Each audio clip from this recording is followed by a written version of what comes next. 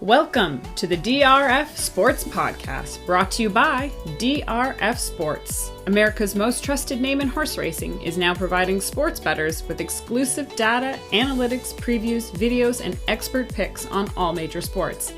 Bet smarter and have more fun doing it. It's the DRF Sports Podcast, and now your host, Sheldon Alexander. Ready, set, bet. This is the DRF Sports Podcast, episode 12. Make sure you like and follow wherever you get your podcast. I'm your host, Sheldon Alexander. Today, we have a very special episode of the pod in which we're going to do a deep dive into the NBA. With the season right around the corner, we're taking an inside look at the futures markets and giving you some of our picks for the NBA title, NBA awards, player props, and so much more. Bottom line, we're going in on the NBA betting market. And in case you didn't know, for more on the NBA and all other sports as well, you can head to drf.com/sports for all of the details and insights, as our NBA page is filled with all of the data, analysis, previews, betting angles, stats, and everything else you need to know to get you set heading into this NBA season. But as mentioned, on this episode of the DRF Sports Podcast, we're looking at all of the futures markets with Matt Moore, NBA writer of the Action Network. And luckily for you, he joins the pod right about now.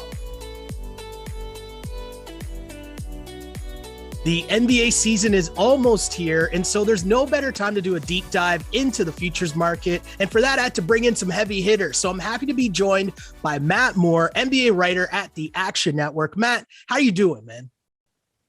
Doing well, man. Excited for the season. I don't know if I've been more excited for a season probably in 5-6 years. I think this is going to be an absolutely fantastic NBA season. I'm glad to be back on something resembling a normal schedule. I'm glad that we're not going to deal with as many of the disruptions, knock on wood, as we did last year. And I'm really excited to be on here talking about futures with you. Yeah, I mean, last year was definitely, with everything being condensed with the schedule, so many more back-to-backs, injury reports coming out so late on a daily basis. It'll be really good to settle into somewhat of a normal schedule again with not so many back-to-backs and disruptions. So what we wanted to do here, we want to take a look at the futures markets because obviously there's so many different angles and different ways we can go with things, but a lot of opportunity to make some really good bets as we try to find value. That's what we try to do here. So I'll just go through a couple different categories here, and I just want you to give me your kind of best take on it, and we'll just take it from there. So let's start with the division winners. Is there any kind of dogs that you think are worth a shot here? So I think right off the bat, you're getting plus money on the Hawks, and I think there's value there. The Heat have looked really good in preseason, a little bit too much, honestly, because I've already bet the Hawks to win that division. I'm like, don't look so good, Heat. That's annoying. So I think they're one that you look at. You can get them at plus 135 or better. So you're getting a plus number on that, which you always kind of want to shop for those kind of numbers if you're taking a division bet. Most of the division bets you're going to find are going to be pretty heavy, right? Like you're not going to get value on the Bucks because it's just not worth it for the risk factor involved, even though they're so assuredly going to win. I don't think there's a lot of value there. The other one that I like besides the Hawks is the Grizzlies. You can get 4-1 or better on Memphis.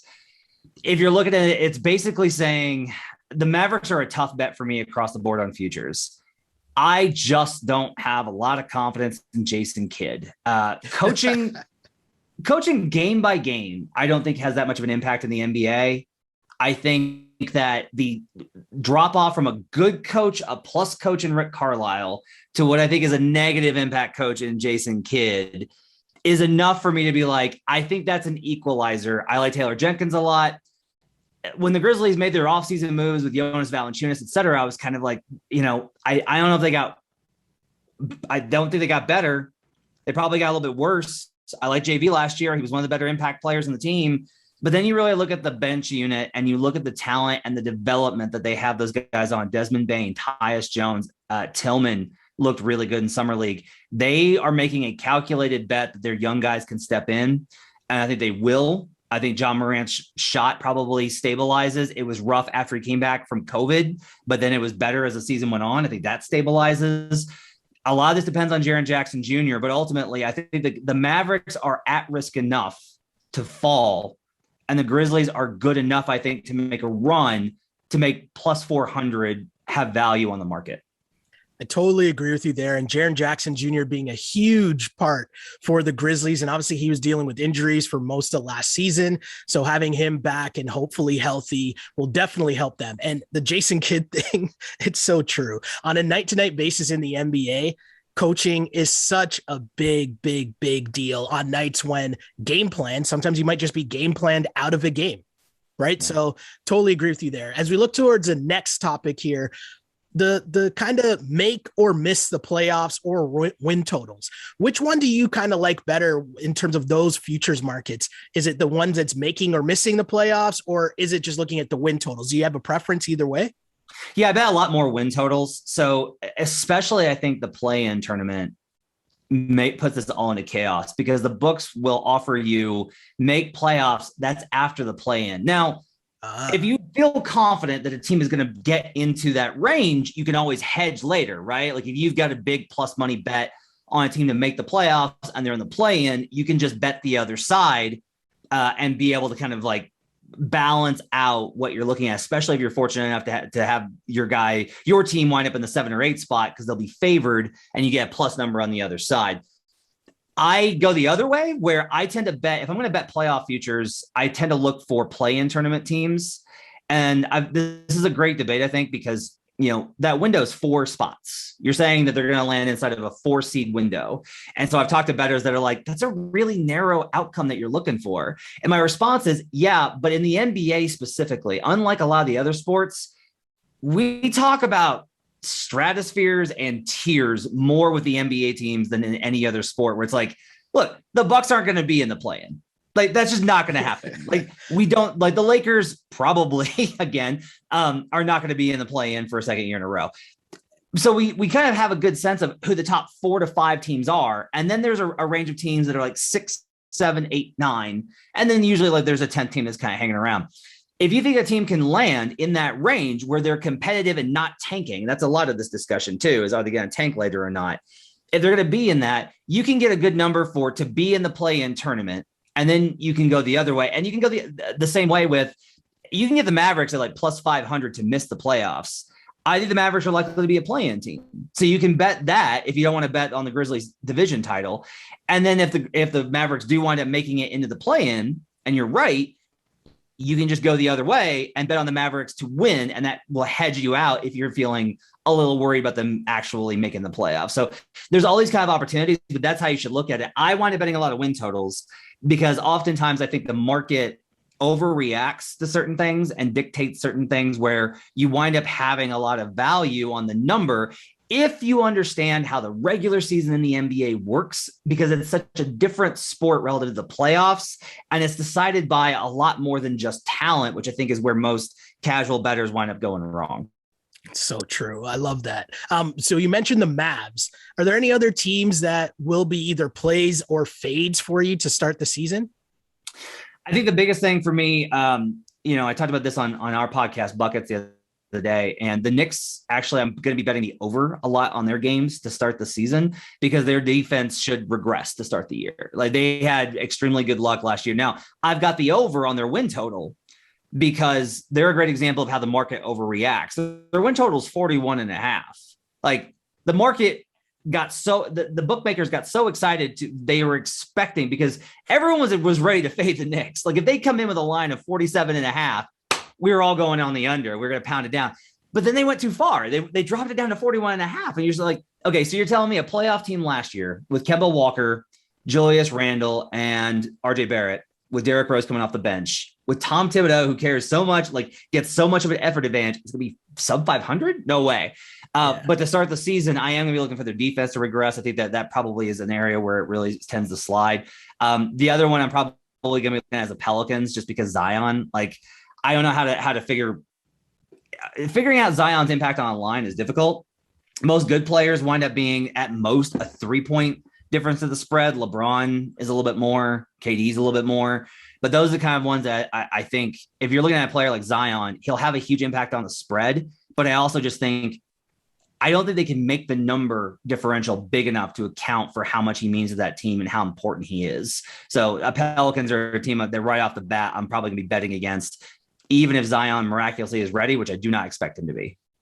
It's funny how you kind of linked the Knicks and Pelicans and Zion. And, with all the talk, Knicks fans are kind of hoping that maybe the Pelicans do have a bad year. Maybe Zion could be in their future. It's a story for another day, though. Let's keep things rolling here with the points per game leader. And we know that Bradley Beal obviously had a great season last year. Is he good enough, though, to do it again? I mean, I think there's decent value on him. When you look at it, you can get he's plus 300. You're still getting 3-1. My favorite bet on this is actually Dame at plus 800. Blazers are loaded. Dame's still going to do Dame stuff. He's been a top 3 scorer in the league over the last 3 seasons. The gap between him and Curry is pretty narrow. If you look at the guys that the way the Warriors are constructed, I still think Curry puts up a big number. I wouldn't mind putting a bet down on Curry. But I think Dame, you're getting 8-1 at Dame for one of the top end scorers. If you're looking for best value, it's probably a combination of bet a little bit on Beal at 300 and Dame at plus 800. And I think you're in a pretty good spot. I like that one. I love Dame. Who doesn't love Dame time? One of my main reasons why I'm happy the NBA season is back. That late night viewing when you're just flicking around and, Blazers are down 10. Here comes Dame. Let's go. Got that wrist. The assists per game leaders. I know this one kind of seems a little predictable. We know Russell Westbrook's always up there. James Harden is always up there, but is there someone there that you like? I really wanted to get wild on this. I thought that the numbers were crazy. I was of the mindset. I was like, come on, KD's splitting time with Kyrie and and Kevin Durant. There's no way that Harden's going to have enough of a usage to get the assist title again. One, whoops on Kyrie. And then 2, if you look at it, actually, Harden in games without either of the other big 2 last year, he averaged 12 assists per game. So it's hard not to just be like, you should just take James Harden. You should just take James Harden at minus 120. He's a favorite there. However, I will say this. I did put a little bit down on 2 players, Draymond Green plus 4,000. Ooh.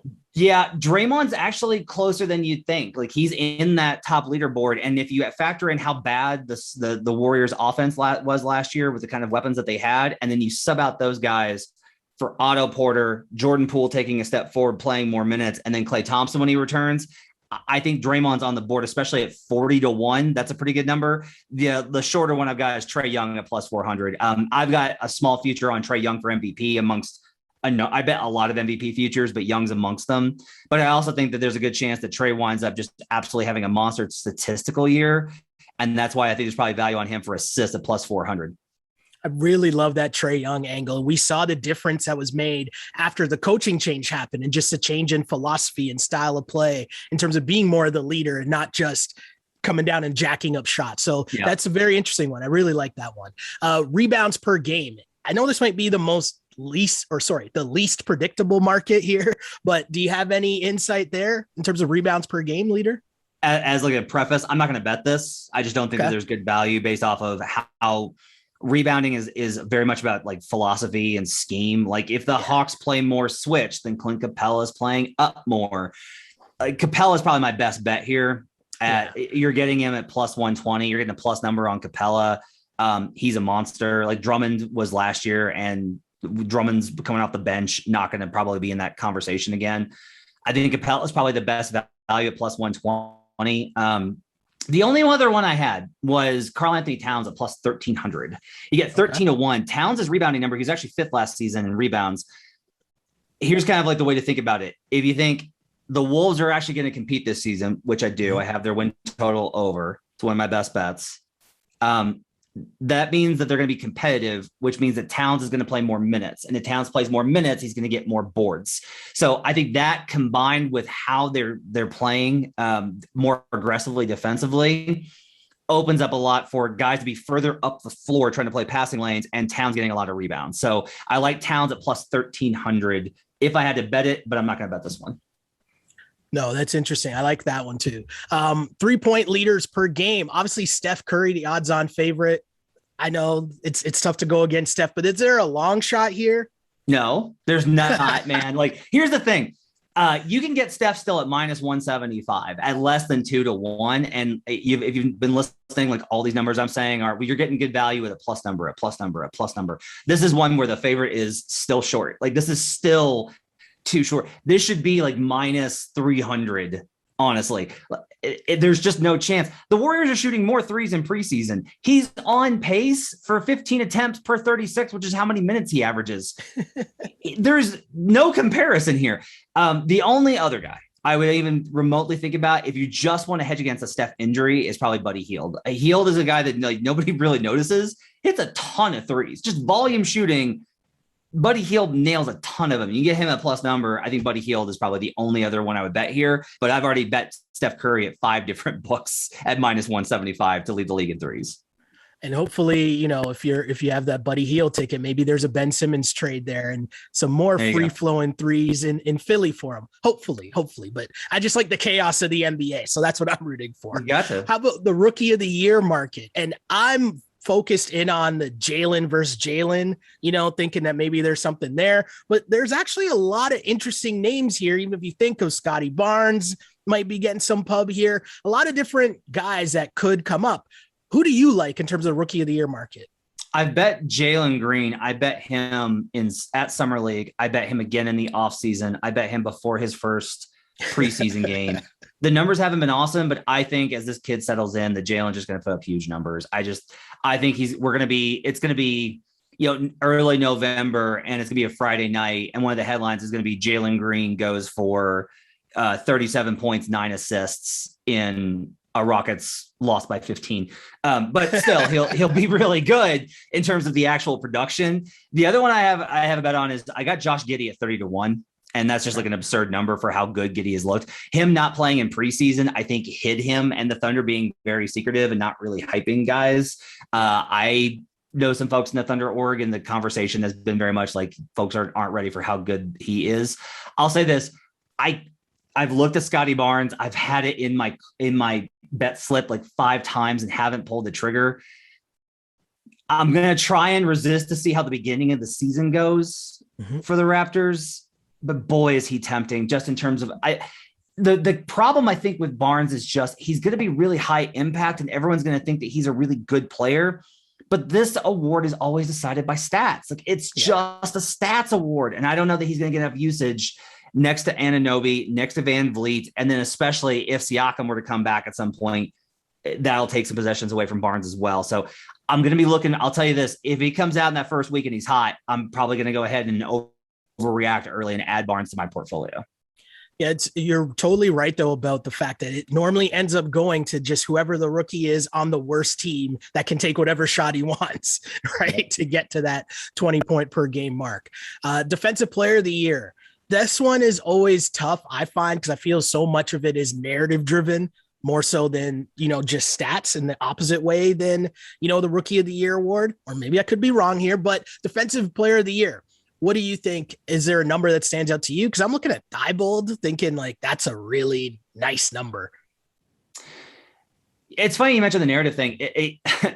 Instead of the stats, it's a shift because it used to be all stats. Like Marcus Camby won once when the Nuggets had like the worst, bottom 5 defense in the league. Yeah. And everyone was like, but this was like right before the advanced metrics. But now this is why Gobert is such a heavy favorite every year. Look, I think Gobert still probably has value just because I'll say this too. The voters don't want to do the work on this.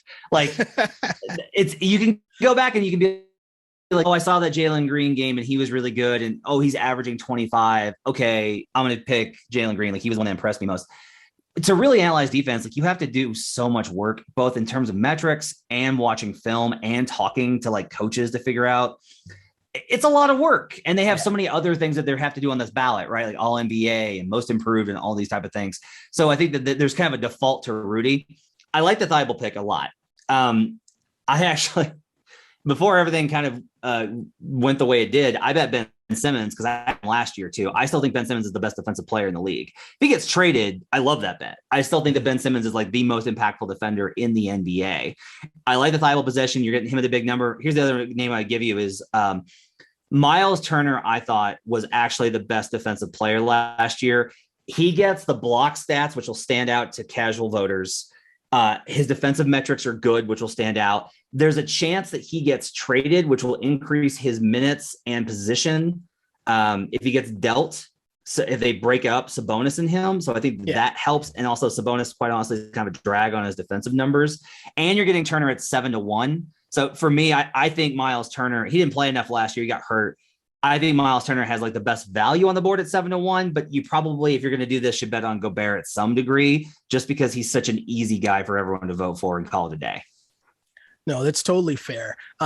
To a category that, you know, might feel like it's kind of tough, right? Because it's tough that you get the same names every year, year in, year out, and maybe someone else might be a little different. We hope. So is there a way to find a sleeper in terms of the Sixth Man of the Year award? My sleeper, the deepest of sleepers, my comatose pick is DeAnthony Melton. Ooh. So I just think the Grizzlies bench is going to absolutely tear it up. I think Melton takes a step forward. Desmond Bane, quite honestly, might be a good bet here too, because they seem to have a lot invested in him. Mm-hmm. And Bane is a 3-point shooter that they had working on ball in summer league. That's another good option there. My best play on this is the same. I have a position on the same player for Sixth Man and most improved, because I don't know if he's going to start too many games. You know who I'm going to say here? It's Jordan Poole. So if the hope for me on Sixth Man is that the Warriors elect, if they look at the bench and go, our bench is just dying. Like, we just don't have enough scoring. And so then they start Curry and Wiggins and Porter and Draymond and Looney. They go bigger. And then Poole comes off the bench and still plays a ton with the starters and closes with the death lineup and all that. And then Poole just absolutely rackets up. For me, he's like a no-brainer. His numbers, he fits the profile of the guys that you would expect to make a leap into the 19 points per game, which is what I'm looking for Sixth Man of the Year candidates. I'm going to try and actually change this by writing about it a lot this season. I'm hoping this is the year the voting block decides to do a little bit more work and not just give it to who jacks up the most shots off the bench, that they actually look at impact. And from that perspective, and from that perspective, I think Patty Mills may have a really good shot at this, because he's going to get a lot of minutes, especially with Kyrie missing out. He's been one of the most impactful players for the Spurs for years, but nobody noticed because it's the Spurs. He's efficient. He shoots well. I think Mills has good value there. You can get him at a big plus number as well. Jordan Poole and Patty Mills are probably my two best bets for Sixth Man of the Year. I like that. You mentioned Jordan Poole also for your most improved player of the year. So is there someone else other than Jordan Poole you're looking at? Here is my best advice for you on most improved player. Don't bet it now. Wait until the first All-Star returns come out and then bet it based off of whoever was not an All-Star before that is on the ballot this year. Zach LaVine is a good pick if you want to try and project this out. He's actually 12-1. And if you think like, but he was good last year, there's a delayed effect oftentimes with voters where they won't reward a guy 1 year, and then the year after they'll be like, it's basically rewarding them for the 2 years of improvement. If you think the Bulls are going to be good, which I do, LaVine is the obvious candidate to reap most of the benefit from that. And so, but that's like the best advice is if you look at the past winners, Julius Randle, all-star, right? All-star team, unexpectedly making a playoff team. The last 4 years has been an all-star player. This is a big shift from where it used to be. Historically, it was basically a guy that was nothing and then wound up becoming like a rotation player. And CJ McCollum was the last guy to do that. But Brandon Ingram is another guy, Pascal Siakam, these guys that are rotation players that become all-star levels for borderline playoff teams or contenders. Those are the guys, first-time all-stars, those are the ones to target. Wait until those first returns come out and then make a pick based off of that. No, I really like that insight there on the most improved player, just thinking of a different way to go at it. I like that. Waiting a little bit, seeing what the narrative might be building. I like that. Another category that I'm kind of confused on, because there's a bunch of different ways this could go, is the coach of the year. I know obviously the Nets and Steve Nash, that kind of seems might be a little easy if we think that the Nets are going to be healthy, and with or without Kyrie, they still should be a really, really good team. But is there kind of a narrative that Nash doesn't actually do much? Like, I don't know. I'm interested in your take on the coach of the year aspect, because I normally look at these things from like not the value side of it, right? Like that's why I need the help. That's why I need the insight. I call on the experts to help me out here. Yeah, I think coach of the year is one where a big deciding factor from the voters I've talked to is they talk to other coaches and they say, who do you think has done a good job? Now, the last couple of years, it's been different from the person that the coaches have actually voted for. There's been a little bit of a trend towards, did your team make a big leap? Like, was your team thought to be okay, 500-ish, and then wound up being like a 48-49, which that's only like a 7-win differential, but it's a big deal, I think, to the voters. Again, we look back to the Knicks last year and we have this example of no one really thought the Knicks were going to be good, and then they were a playoff team. For that reason, I like Billy Donovan a lot at 10-1. Billy Donovan is, again, I've described the Bulls as the season as a Rorschach test. You're going to look at them and everybody's going to see something different. You're either going to see a team with no good defenders outside of maybe Lonzo Ball and Otto Porter, or Patrick Williams. And then, or you're going to see like, okay, they're loaded on offense. Levine was great last year. Billy Donovan's teams, this is my take, Billy Donovan's teams historically are better defensively than they should be. So if you think the Bulls are going to be good, then Billy Donovan, I think, is a really easy pick. He's well liked by his fellow coaches. This is secretly kind of a big thing. If you're not somebody that the coaches like, you're going to get a lot of negative comments to the voters. He's good with the media, which I think is also another thing. Another name to look at, I think, because these odds are pretty long, Eric Spoelstra at plus 950 is probably a pretty good one. If I'm wrong on the Hawks and the Heat are awesome and they're just like they jump into that top 3 conversation with the Nets and the Bucks, then I think Spoelstra gets his credit. Even with the addition of Kyle Lowry, I think he gets credit because everyone acknowledges how good of a coach Spo is. My thing with Nash is just, look, if there's been historically kind of a bent against super teams by the voters, like this is why KD and Steph didn't get MVP consideration during their run. LeBron won MVP twice with the Heat, but that was because like literally you could not argue with it. Like there was no one else that you were going to vote for MVP in those seasons because LeBron was that dominant. I think this year it's more difficult because it's a better bet with the Kyrie thing, because if Kyrie misses the whole year, now it's like he kept them together. He made the most. They've got all this young talent like Daron Sharp and Cam Thomas, and like he got the young guys to contribute and manage the rotations. And there was injuries, and because they're going to have injuries and all these types of things, and they still wound up with the top seed. If you think the Nets just blow everybody away, there's probably some value on Nash because he's still long at plus 800. Yeah, I just wind up believing that there will be kind of this resistance from voters of being like, yeah, but he had Harden and KD. Like at some level, he's just got 2 of those 3 at least. And if Kyrie comes back, it gets even easier. Yeah. The biggest award that I always find is the most fun because the narrative switches maybe 5 times throughout the season. Yeah. And especially last year was back and forth, is the MVP. And I remember coming into last season, there was so much talk about this is the year Luka's going to win MVP. And that seemed to be kind of a popular pick heading into last season. Obviously, that didn't really work out. Are people really here doing this again where we're getting the Luka talk for MVP and that's kind of where the value sits? No, it's not where the value is. I'll say this, like he was the favorite on the board when it opened and he's still the favorite. And I'll just say, like, I don't agree with that line. Like, I do not agree that he should be the favorite. It helps that he's not fat going into camp. That's helpful. That's good. I can't believe that a guy coached by Jason Kidd, and I'm going heavy on against Jason Kidd here, but I can't believe that guy, he's going to need to, like, you have to win at least 50 games. And even then, like most years in a normal season, you need to win 55. Jokic won it with a little less because Embiid got hurt. Jokic was deserving. Yeah. But I'll say this, like the voters did not want to give it to Nikola Jokic. They ran out of options. Like they couldn't justify giving it to Curry for a play-in team. If the Warriors had been even like the 6th seed, I think Curry might have won that thing. If Embiid stays healthy, Embiid wins it. I think Nikola Jokic was deserving. I wrote in January to bet on Nikola Jokic when he was a huge plus number because I was like, look, they're going to get better. And his numbers are insane. Mm-hmm. For me, the value, this is how I bet MVP more than I bet anything else. I write more about it. I've written about it. I write an average of like 20,000 words a year on this race. Like it's the thing I work on more than anything else.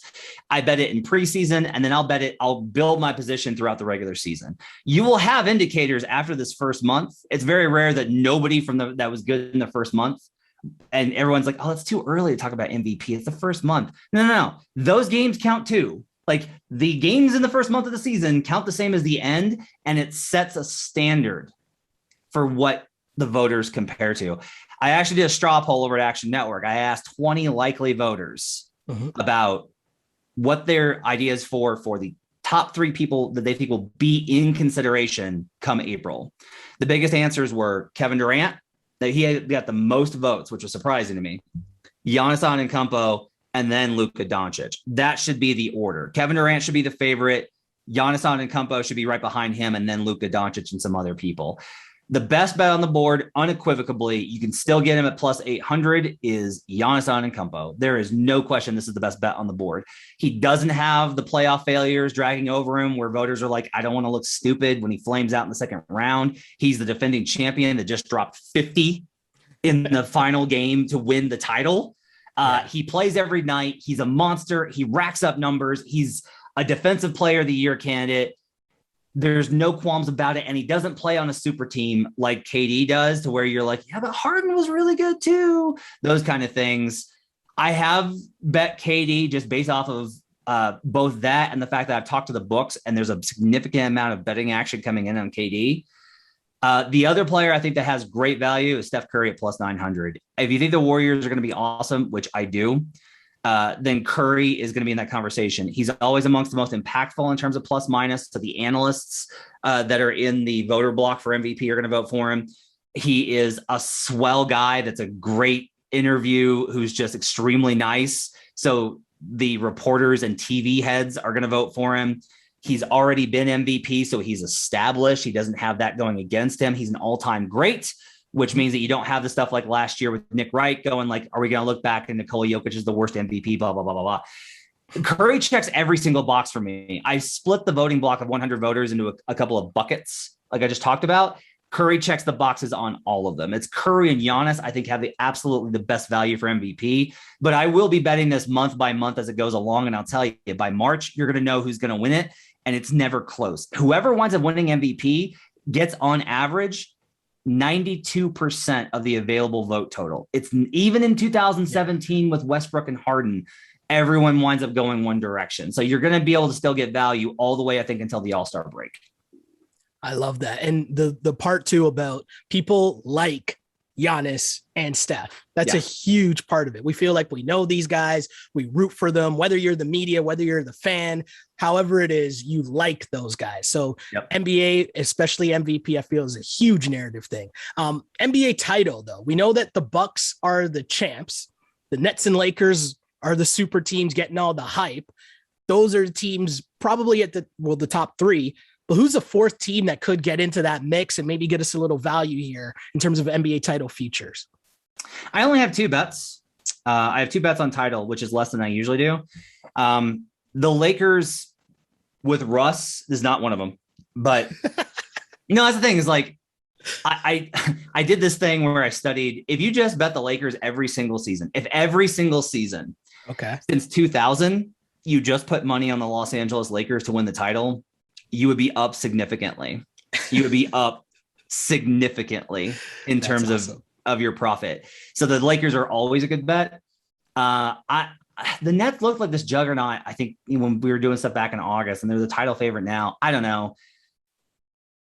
I'm worried about the defense. Like, I keep saying this over and over again. In order for you to believe the Nets will be able to win a title, you have to say to yourself, Blake Griffin is going to have to be able to be the key defender in the starting unit. I can't do that. I just can't do that. And eventually I do think defense matters because there's a lot of things about that Bucks Nets series that people take at very face value. If you dig in, there's some details that start to creep through. The Bucks underperformed offensively, and they still wound up getting a 112 offensive rating versus a very bad Nets defense, despite all of that. And their defense was able to slow down the Nets. That's where like the injuries come into play. But I think that that's probably closer. I don't want to bet the Nets. I don't want to bet the Bucks because I don't want to bet against the Nets. But in the West, I think there's some value. You get the Warriors at plus 1,100. The biggest one that I have is I bet the Denver Nuggets in preseason back in the summer at plus 2,500, 25-1. Look, the 5 games in which they were healthy before Jamal Murray's injury, that team was a juggernaut. Yeah. After the Aaron Gordon trade. And everyone kind of goes like, Aaron Gordon, really? It's not about Aaron Gordon. It's about when Aaron Gordon becomes your 4th best player and Michael Porter Jr. is your 3rd best player and Will Barton is your 5th best player.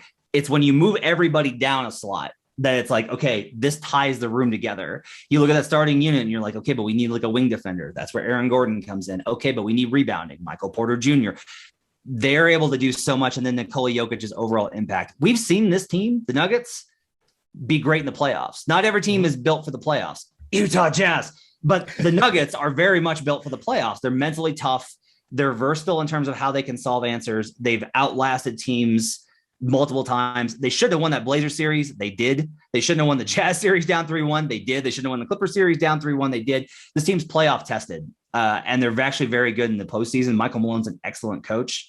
I like them. And then look, the Warriors, if the Lakers aren't dominant, I look to the Warriors as that's going to be the team that everyone's going to be like, the Warriors are back. Capital B, capital A, capital C, capital K, back.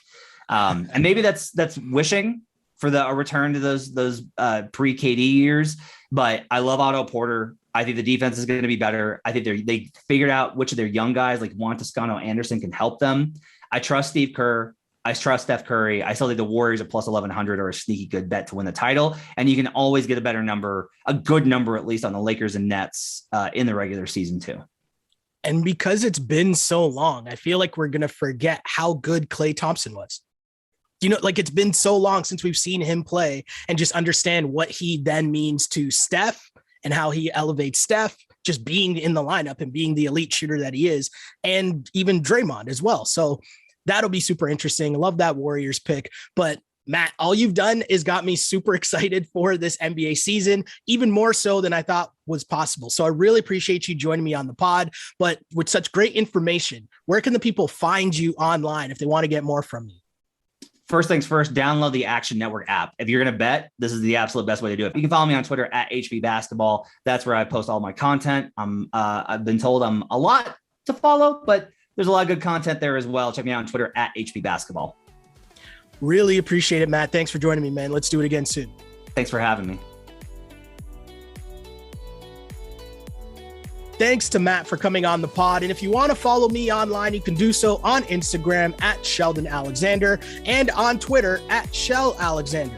But for more from this brand new project for DRF Sports, you can head to drf.com/sports. If you're not familiar with the letters DRF, well, let me break it down.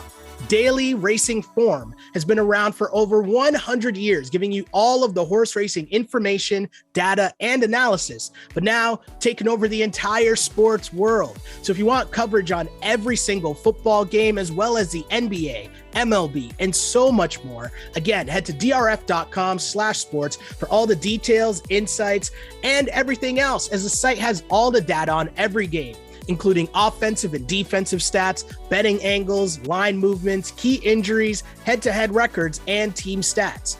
The DRF data is what powers our power trends. So if you want to see which trends our analysts have selected, follow us on Instagram and on Twitter. But if you want access to the raw data, go to drf.com/sports. That's where you'll find the usual previews. Plus, we go in depth into all the games on this podcast twice a week, Tuesdays and Fridays. Sometimes we even mix in a little something special every once in a while. But however you want your betting information, we've got you covered. That's all I got for you for now. But until next time, see ya. Thanks for listening to the DRF Sports Podcast. Please subscribe, rate, and review the show. For more sports betting advice, go to drf.com/sports and follow on Twitter at DRF_sports.